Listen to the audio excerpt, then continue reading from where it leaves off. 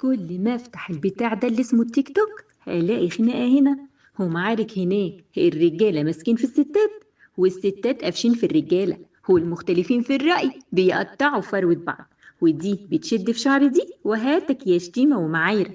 ده غير اللي عايزين يركبوا الترندات وماسكين بقى في المشاهير ونازلين فيهم جلد وانتقاد ورمي اتهامات.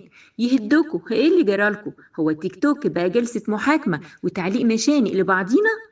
والناس اللي في الكومنتات دول بقى كوم تاني خالص، تعليقات زي الزفت وتشبيهات بتوجع وفضايح بتتعلق على شماعة الترند، ما وراهمش حاجة غير فلانة عملت وعلانة لبست وترتانة قلعت، والناس كأنهم ما صدقوا يلاقوا جنازة ويشبعوا فيها لطم.